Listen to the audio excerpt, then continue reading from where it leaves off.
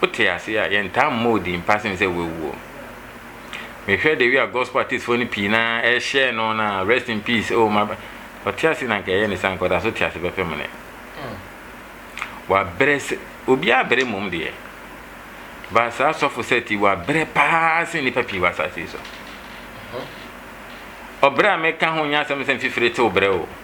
Obra ni se wa yi wa hu sika wa hu abrabo ni so wie na san be sha se fufura nya obra na na me ka no. Was nobody. Eduro no pra charge am charge no wenti me ntua ntime de chae no. Nti du baby me manager we your thing. E ka kire me say ene yen san record papa ne pra me hu se ne ho to ne ba no. Nti me ka say say I'm good at writing songs. Nti me twere nyom no. Na ya invite na ba Accra no ba recording nyom no wo Otin Studios. Emu ho ena brother Saminso ne kwaye nyom ne so ko sadia e ben se fra djuma no ho ana me movie e free ho. Nti me dese obi ka se bia herbalist ne fe na ho to ne kakra na oja herbalist ne nchan ko na ko enye entisa. So for set ne me ya damfo nyonko abusua na te se me ame hu se ne ho atono no. Ayare omo ayehwe mo ne doso. Ena me twem ho kakra bi se me kohwe mo maka no. Nti minim so nyare no ho den ena stroke ede no ho baji mu na baby e ka se nsu ato wate ahwe no e ho no e me na kakra se nsu to na tehwe bitumi asori se nsu to na tehwe a wona no nsa nchia mbom ene wa no se nsu to na obi tehwe a no matter what e ho na de menyini me gidi se bia stroke ene ede no hwe ho ene nipa mbenin tem ene manitimi kwa achiri de tie one thing about stroke ne say so driving po na say stroke yawa e bitimi ma de kan na ko grow bi fie na bitimi da bo bi de mu e bitimi ato atwe ne be foforo ena stroke no de ahonde na ba force e wo so gidigidi enti say otimi tehwe e wo ne stress so de kode ya ne bia na stroke na de na hwe ba se ne tie bia no me de nyankopon ase ma sa papa na life me de nyankopon ase say professor Fimpon wangu woni fremu me de nyankopon ase say professor Fimpon wangu wo yawe mu me de nyankopon ase mera ofon ye kitikiti o ka de ma no hu hwe na obisa me say obi tme nyankwa bi na me tme ginyame di ena gidie no so ye adwuma say na ni bete ye obehunu ade obeye very happy the we are no person no ma kono na nkoye ma no na nyonko femu na sorry baby na okwa sempa baby okototo nyom no the we are no person ko mu dami o mu achi behwe no ankone sa eneja oduma kuma to ne sa frɛ no me gidi se de nyankopon be bia ye se we na nya nyankopon hyehyɛ yanka ntimi ma so enti se we free entam na okwa asafo e wane ne nko kwan so brebre na busua kan so so nya asase mo ho ban ne maame ne ba ne even ne yire dada oni di kan ne ware kra no waye bi so ne bi betan ne be wo ba enna form enna me enti se gospel artist na so for ne po kan yire first one ho asem obi e kan boni mu ba ba bia maame ne obi a so temene a waye bi de oba be ya ma okun bi ono so ye bi anya bi ono na wo ba enti se nyankopon hira ne ma onhira ma me ne so nka ho no nhira na busua na ne wu achi no enya somdwe na enya odo ye fefefe ba mesua de pie fi na brabo ma me ne ho no ne first wife no ye ka ho ni yi ebra o yare ye no ma me ne try ne chef how many years and sana wa yare ne bai eba emi ko fi ho no me hu ma me ne pictures me hu ne ma pictures enti me bisa ne se ba won hu ma me no enti me bisa no ya very how long ni oh satam na wa ya at least first me you can no ya be 2 years enti me gana bisa ne se ma me no wa enti as ye nam fofo ne kwa achiri kakra no gidie ya adwuma no oh how do you opinion can no we kire me no man no kra na ope including our foforo no man no opinion na medical ka say as a herbal doctor no yeah ethics near practice no will not permit you to say everything about your patient and for confidentiality sake no I will keep certain things but man go to oba no fi order and oba no when ni hu ya obi ada that time no ne jai that time na me kwende anko onya anko be san pe sa na yere ndada ni biom but it was too late for him and which he was so aware of. Yes, and I meant to me, Miss Anne say, I didn't know. Obi aware is some year na sem, and Yammy Massam. Maybe the near be drono, and we work on it that it worked very well for us. I see. But we have lost a good man in a way. Obia gospel artist I born in one nightclub. He set that record. ono na de sa revival na sa charismatic we na Kumasi no on na start ni nyina with a life ne so for ma kwata mo ne Holy Ghost na sefo yeah this television I see nana say ya ye bisa no ye spiritual na be pa say obi a ono so no ye honhom nipa because prophetic yes prophetic so say na spiritual attack bi no nya ya na we asima ye na me wa ho medical Canada say ye wo body any pedua ene ye wo spirit ni so omuti ni pedua no enti ni pedua no betimi asofa physical and spiritual attack ena prophet dey asofa both ni nyina yes na nigidie so because it got to a stage where them one ubana so be hwe na hwe ni physical and na tibia no ati make us we dey nchobeko but those are the time o catch them say no hoto no be yanyo his faith was bigger than even a dime. Yeah, because man a drone no obrena or no madrono, a drone ko piache no more no or catch us any hoto na obaso yanyo okobo show or outreach ministry no ko kasempa. Ne spirit for worshiping God no was so genuine when you get closer to him. And I learned humbleness from him. And I am there and omani hano. Yes. Me or yare da ho kra no timi nya call ni bibia kodu o so ye man fa de nyame pe no ye or you bia ne nyame ne ye more of him than any other thing into oni flashy cars oni the we are nan sama for flashy cars no ni sad no omo time ne de na service to God nye for we oni mi say we nya record label da sir here obi am producing that studio bia kwa nchane anya nyuma nchane da with the session of 14 promising no sanko be nyuma ma no Nina no aboto. Entina me bisa where your things say what happens to all his song. Then I'm person yeah man no. Okay. So the common musician gospel artist on tour. Obetimi to the who sika command abusuafo. Eno so ni asem aditi. See. O say adeba could be enye o anije. The fact that gospel artists do no. I say and then prophet that you prophet say o say your time. I fear gospel musicians in Ghana than Satan himself. You are scared of gospel musicians in Ghana than Satan? No, I'm telling you. I'm telling you. No, that's the same. I'm more to you now. Sorry, Bompire, man, no too strong now. Maybe your gospel artist on Umbush or Mujiska. And do not cassette. Omoko show nine yet. Obi was saying, sorry, fear your Majiska. Obi was sorry, fear. Becca also for Nishano. It means you or the instrumentalist in the band. The entire midday, my drone in a chair or suffer set from phone or suffer certain. Then tell me my drone in a chair. No, I'm a son, military fan. I'm a son, my way or ten, and any BJ family for no, a day or mood do some training. I'm man, I'm the coach, and they say, it got to a point.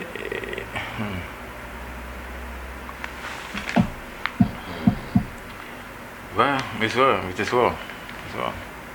Sanka me kwa na gospel artist the baby omo tonyo mo ye hu flash lifetime e na nko mo ben na nko mo hwe na ka obi am ye bibido dem de medo ko chesen sanka me ko ton jiska there was nobody man hu charismatic movement be youth be na mo Christian home mo bompa ye bi there be dear John kwa. The man was a lonely soldier. He was a battalion of himself. But catch them baby no share sorry as if we. But shana bra boy say what tafo. 4 months on started. But be Pietano. But now expect say baby we do know people didn't go intimacy and young of my be a friend of my family ho adwen. Yes, na my family ho adwen no. Utia obehu na ma bebre wom. Esua na mfofa. Se wo bia wo na mfofo e different. Oni bia wo na mfofo e different. Se wo nya le hwenya wo a blasa ma me do bibia. Oba fatu Facebook say oba e party bo nkofo do beba. Ada ho be kire wo no. Sa nkofo no. Mo na simple no ho mo ni pedua. Nipa hu na sia me hu bibisa. Se wo ba bia e da. E ho no bitibi ni sesi ni bo sani nua no. Ba ho kire kakra bia obi ti wudin a ono ntime nka se wonimu ana wonimu no odoje. Aboafo ho na se obewu ama ya ba ode wuro se ya and I'm catching us in a bomber or something. You, Mesuru nipa, my friendship is very expensive. So me pawase mo a, baby I will be a honchero, baby I will debia from your member. Until me bisa me ho say, se me so bibi ya me ho so bitumi an say on hwa da agya ma me ana. Ye onkofo bi e sign de mo ayama me hu nti no. Se omo frɛ ma homacha no patututu ameko. Dr. Khan, Happy FM. Sa no person em interview phone so mante, ba me hu say ne call no. Ahomachi fa am drive call Happy FM. E no se na da bi o. E phone so interview. Why did I drive all the way to that place? The why am me no. Some flesh offer me. Me ma so to that when me first time home. Sir? Yes. My me ma da. Me friend we your team phone to say on some be a office one of direct me some member. But the way I also move from Plus FM time ton that from quite mama order. From Plus FM. We back. From first yeah, writing for first. Who be that same year? Yes. One day, it's part of my profile. One day, I officially have to say it. I was a writer for Flexing Newspaper. Yes. And I was telling you, say, employ me. That was about... I check way back. 10 years ago. Yeah, that's how employ me now. Within me, I feel like working for you. Why employ me? Say, I can't employ me. I'm coming to Jakarta. Oh, but you should have employed me for free. I love writing. So how can you employ someone for free? Oh, yeah, you employ me. You tell me, say, this that is covered by. See, gospel artist need one when to me and can't just assume see. But say brother Sammy. Wow, brother Sammy. Oh, yeah, the Godfather. Brother Sammy. I thought for me, but we're recording you more soon now.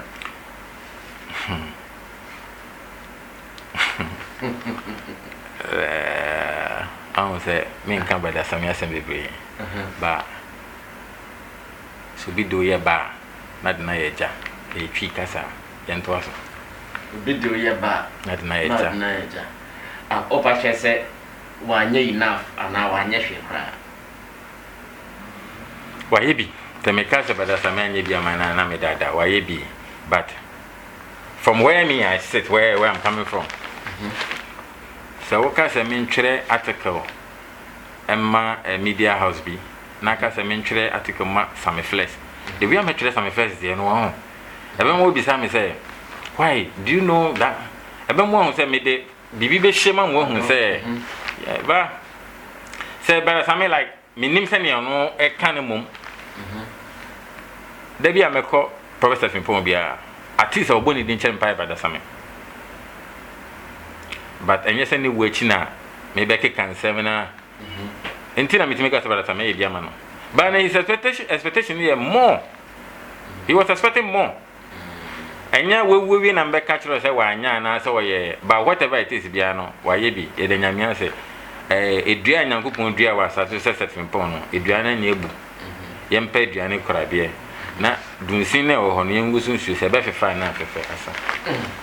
But I say, Nana, our family be your friend no NABJ family. DJ ne wa chiri de right, you know to change.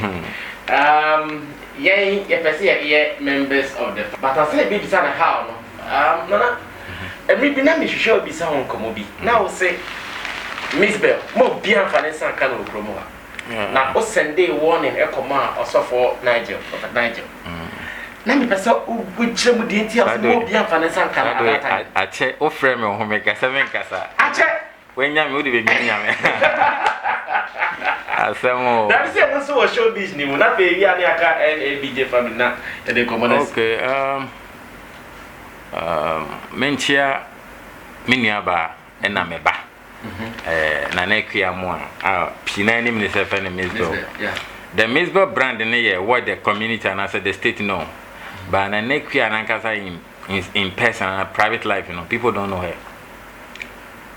Or man kasa kura na private life abrabo no e chenya meso.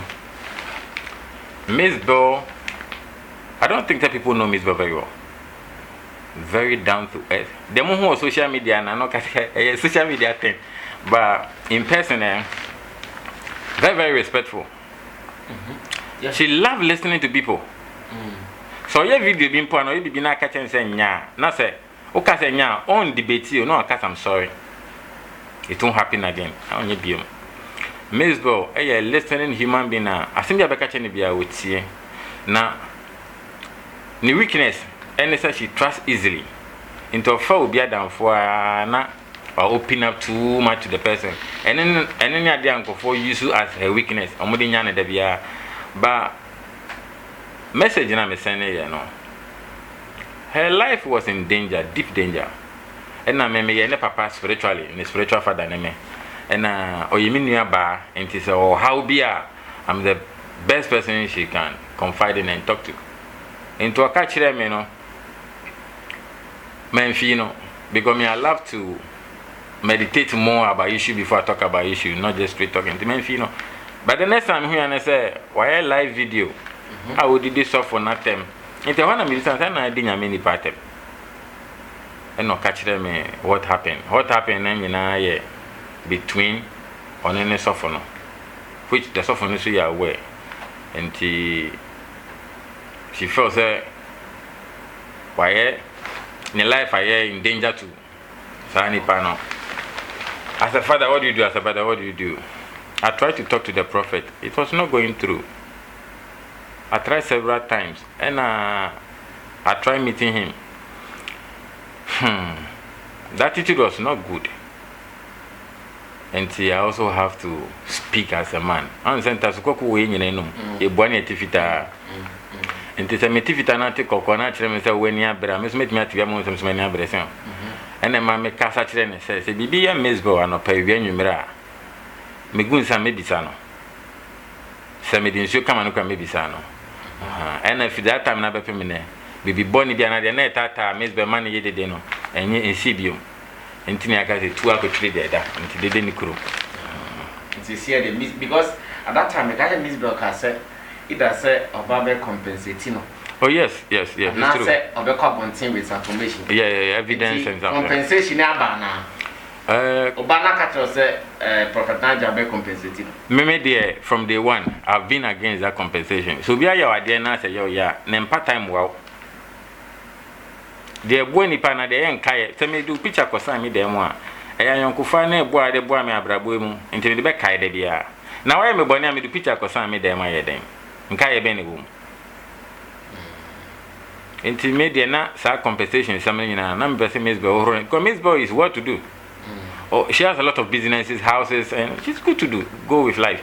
Enti na me no so jiri say ebu ne kwasea enti mpata na me so say Debbie let it go enti menene kan ho asem but if you want us to talk about it I can call her then we talk about it after the show. Yeah. But I know her any motive say or jump no. She should let things go. One of the greatest things I've learned in life is mastering the power to let go of certain things and our power to forgive. That's the most powerful thing. Now, Mr. said magic was powerful. I thought military was powerful. I thought spirituality was powerful. But the greatest power I've come to realize is the power to let things go, to forgive people. Yes. So. Greatest power is the power to let things go, to forgive people. NABJ. NABJ. Family then because our family is strong. They be our social media. NABJ families. Okay, good. NABJ Mebusianku Intimidin and I do for junior. And that's what NABJ family. I and I do go for Nebusian. Now, and Nebusian, if free me papa name mamma, said or my sim na Mebusian. A Yabusian, me my uncle for me school, a brabone, may you know, or more minimum a shesha, a brabomono. I minimum a butaye, a sec, and a yepeno. A man market communion our boom, say cool. And you must be watching now, Yabuano. You who so be quite when you hand him one, Yapobuano. And yes, answer why ye dan tete. Say, oh, yeah, or bow for another can cool in one. We make sure, say, you build more love and energy between you. Oh, yeah, Beman, so I will know your time.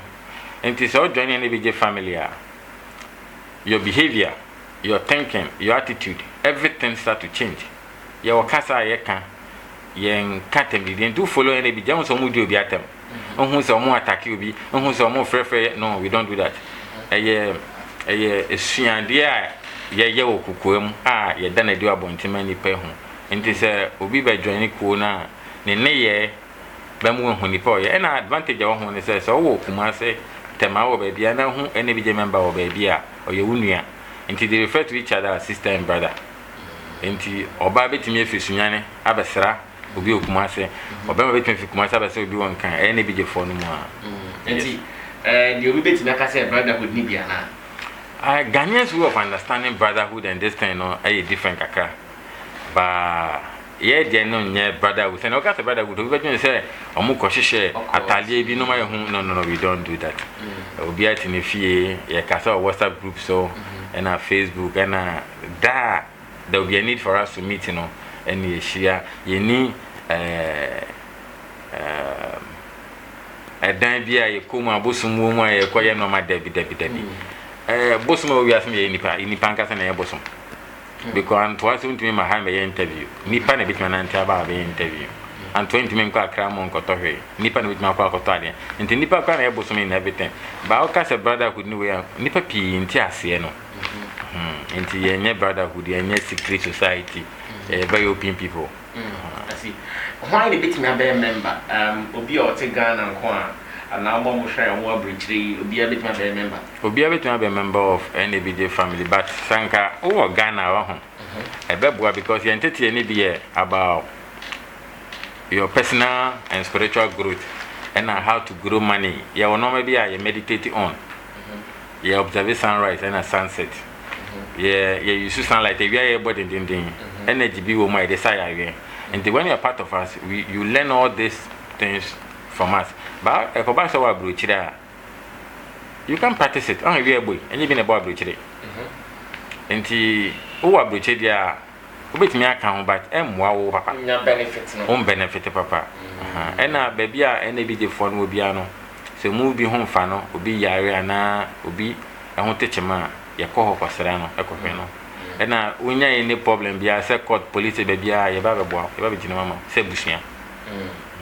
Mimi jiri senye busuane de oba me no papa wo busuane ye ni papa wo suba wonya ne se nuanka wo pe na number bi wo pa say obi e hwe na person be member of NABJ obetimi afra na patcho number o okay na fatu join na number ne na me part number ne 0202 422 220 0202 422 220 number no yes and I wo NABJ daughters anyway NABJ family daughters na we your thing mean say fitete oba join daughters no open man mu no ma kan ko se bia man wo na ho no na join so be ati the open dia no ndi o daughter that open dia no I think oba bia we your thing so be so worry be omra na me man no apona nkasa nsa asana watini yes they got to know the nanya do ka do I know now the final question agra ye di ye showbiz enu samwo meka enye ayi herbal enro edro juju side black magic ni juju ebi wo wo mba bia nipa mienu mi ansa be hye bia no edro ni nyame wo ho enti se meka se nyame wo enyum tuo mu na bonsan ni wana madada wo ewom ena druto ne de obi ye so de man nyoma hete anono ne brand na pagya obi so temi ye bi so de se ne nyonko nipa ana ogidi se we ne competition kata no square ebebo ama no ahyere papa enti ho in a different angle enti se dru ho nsem no wo kan wo showbiz so na wan kan ya wo be kam na akofete innocent people because bi artist on ko dru so da ye ne manager ne producer mo discussion no mo na nte kyerama no obi ye ho no artist ono ujano studio okasole okompaibo onim bosom onim obi okoy duro bia ma no ba bia ne record label no wono mdo mutime nante ne nyina fole anda duro ko nyom kro na woto na ho no mde nante no ena ye ka se duro nyene nyana ye bosom fie ana konfufie ana malam ho na ye duro duro bitima wa sorry dem wa bo nyom se sofo nya ho akom chine 3 days 4 days man hete no duro nto duro wa ye nyom na wo se wo pese agya award ma no eno so ye duro. And the draw comes in various forms depending on how you understand spirituality. Yes, we on more on call bosom fieda or chant pepe or chant correct one. And the obey ye will fear no, as in will be on one antaku and bosom ho. And a form of federal. Yes. Say radio presenter because me studio akonya de bi esi ho no mentena so because as suspect say dey be betime him ti de bi ono ko studio no gina ho a ade papa no ye no ana de na hu hia e de ye na hu hia because e duru ni akonya ye were living things and ye were non living things untimi mfa duru embetena akonya we ma na nya adwuma dem no de ma ni pa bi dwen sa na ye movies na mo hwe no obehwe movie we call me office na calabash na akonya na ase na no it's not true. Who ye dry yetie nipa wodin nipa wo sunsun nipa wo kra nipa wo abusunyedin your surname ena nipa bia wo kuro mu free so ye hometown enti so bi ka so to wedura na ye wedura ehun hia wakonya ateso na table ateso sebe omo ko ye dura mo di picture ana mfoni kono kra no sorry to say emwa because Drew doesn't know physical picture e nipa ne credit no hwenye picture no se sana ye dura nka photographers na ye komo obi a picture sorry. I think the graphics will be a picture. Yeah. It is a presenter because you in the studio chair on trouble because you are too adroit. So ne fear and the managing sir. Sure movies too much. Yeah, movies, yeah. Most of you see when me herbalist me come over here and scar. First no, almost no money said doing 4 year bad oh. No money say herbalist or no me say but they of herbalism near there. The Oman person me herbalist I am more quine no. They decided to write bad things about herbalism. And it's our herbalism in a movie from Nigeria, Ghana film Kumasi for film kwa de domo ye any good film ni. And no mu ye no basa and na obekọ no dun sini na senkra salenko ye bi wo YouTube ya no mu yi but funny face akole in the bay funny thing. Eye comfort don little. Eye comfort the part there na haban buro bi. We don't do that. Mesre se so mbeso mu twase ni bi na mu kan ba soldier anasa omun bisa nim de ma hwele wen series be bra o my soldier for mu bo o comfort. There are people you can't touch them. You don't portray your art on profession like that. It's bad. Yo ngofobia ya twere mo ho sembone aka mo sembone firi tete bepem ne nto bia ne mo ho asempa bia o hwe de wi on present be year is opposite where the mo twere fa freemason fon e obi esuro freemason for a bad projection mo ye for mo ho no say one day imagine say one day herbalist nyina so mo twere movie about Christ so kabit me akasori bio anya nkopon kra twere bible mu say on te dan ni padi ne nsasim yesi president so dan obeko say nyina ka say ye twere bad things about people and could be nko obi asoro obi mo obi but they destroy the movie local movies in Nigerian movies they destroy herbalism by their movies in script no I see na ye ponkra na enim say babia wono onim die yes adias assemben pa na o shi obi ne ka say 24 no fa mo bra both in the physical and the spiritual that bit my katrina kasa se na empon so beso bobra na nyi chewa sase we so a de di kampa de no kure ensisi nipa empe obi yere ena embo obi apo o pre apesika esidan eye na mo mpre na pedimpa na dimpa se ade nyina sabo shi o pre apesika atofie atodan atode cat ne ho a sampre na pedimpa na dimpa esiade nyina dimpa esiade nyina the brofo kind of good name is better than riches. Traditional doctor ode fenana say opese uhuna o friend makes me arrangement wo ho opese uhuna o yes smart so NABJ for number no o friend e betinya ne namu omo akoko hia no o ye private person o betimi so aba be show privately na o yare o pan ko tina bo ntin lo bi ehu enim so bi wo ha sometimes ehu na ferenti se yare bi po bo ma o mutimi nkan kire obi a fenana ana ba be show wo fi ama watimi enya aye ayasa nana eda say me try no mbre oni abedi ko e was Samiflex TV the family Samiflex na we knowledge and at the same time showbiz and come any other one I mean thank you and ya lucky on the producer and director of this show. It has been very revealing, very informative, and I believe that also was shared. Yes, share you, not your so we out of here.